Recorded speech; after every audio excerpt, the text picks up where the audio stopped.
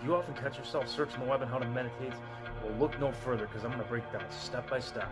And you remember how I said it took no tools to even do this sort of thing? This is the lesson that you will learn that in today.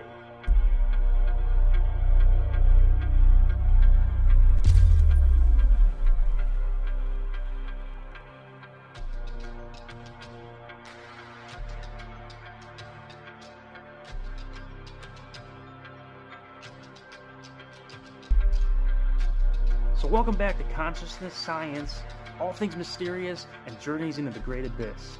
Today I just want to explain a couple things on how to meditate, because no one ever really gives a clear answer, and this is how you do it. So what you want to do is simply sit, relax as much as you possibly can, and then clear your mind. I know that's always easier said than done. What you want to do is not focus on what you're thinking about, because that's just going to bring up another thought.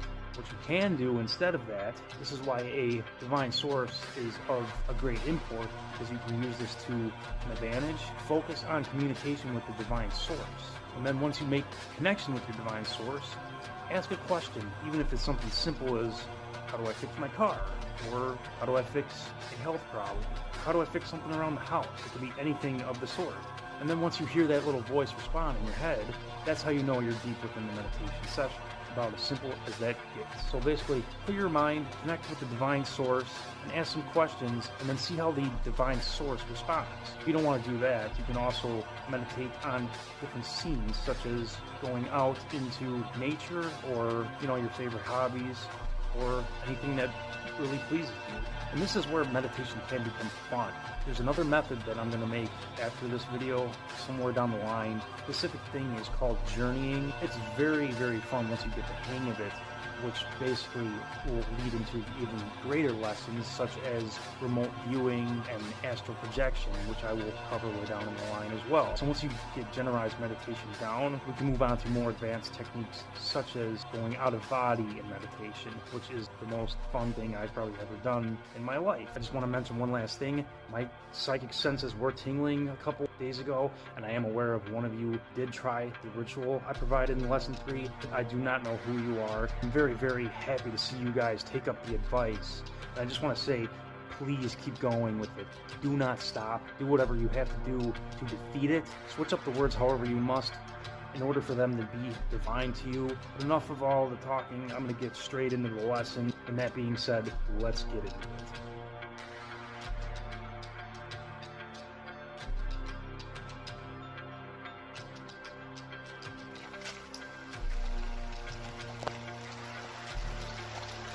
I am at a place that I call the audience chamber of the dead.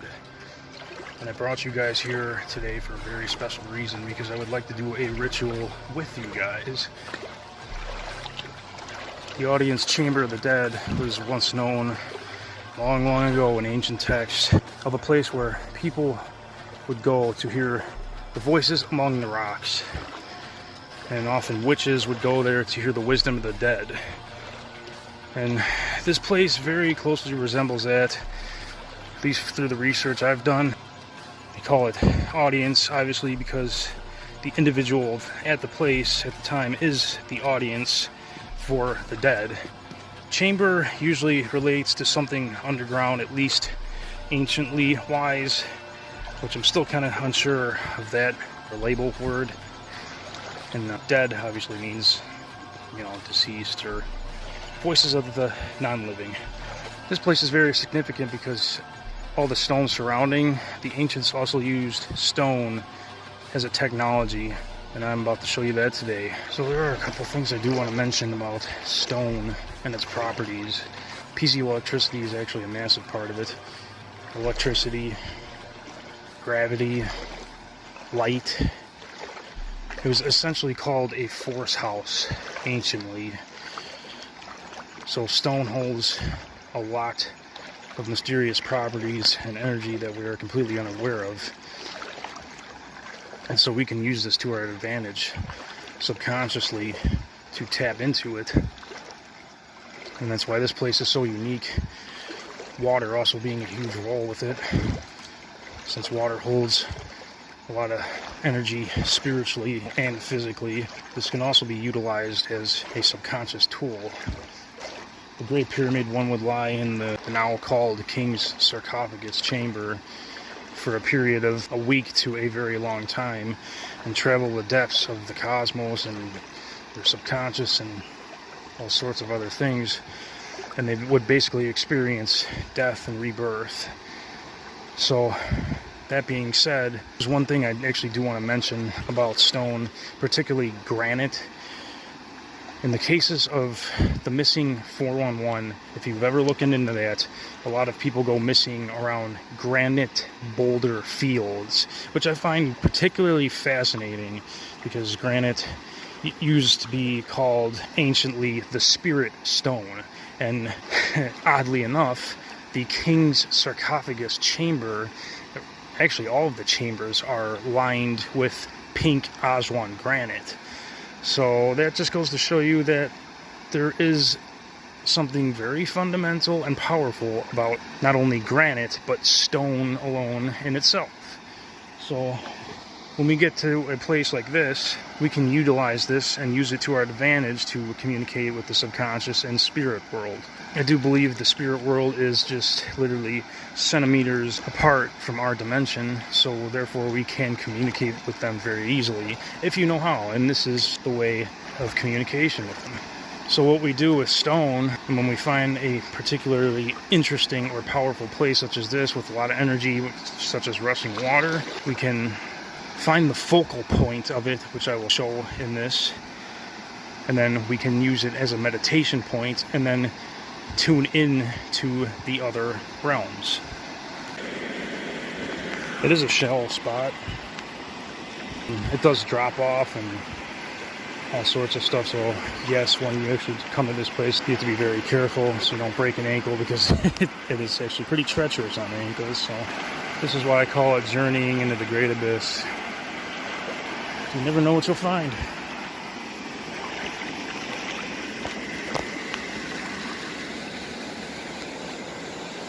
I've come here quite often, and I would get pretty astounding results. Obviously, it's going to be very different, not in person. You would have to travel to an actual location such as this to actually get really, really good effects. But this can still work through the use of headphones, which has been proven. I'm going to find the focal spot for you guys though real quick, because it does drop off here. Now in places like this, the focal point is usually the center, especially in this particular location. So we're going to use the sound to our own advantage. What you want to do is let the sound reverberate through you, and you will begin to hear certain patterns of what your subconscious wants to tell you. Visuals are also a possibility as well with this. So I'll keep quiet and just use this sound to your advantage to see what you can hear and see when you close your eyes.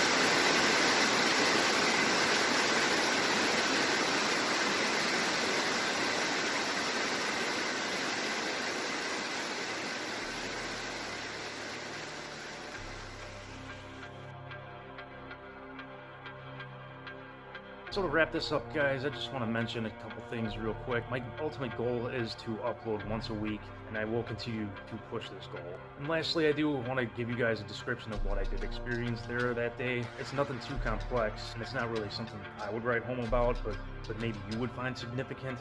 What I did experience, I simply just went back into childhood memories, really, and I just seen I had correcting to do in other older times in my past. And that basically sums it up on that. But there is one experience I did have there a couple times ago that I went there out of the few times I did, and it really sticks out to me, this particular chain of events.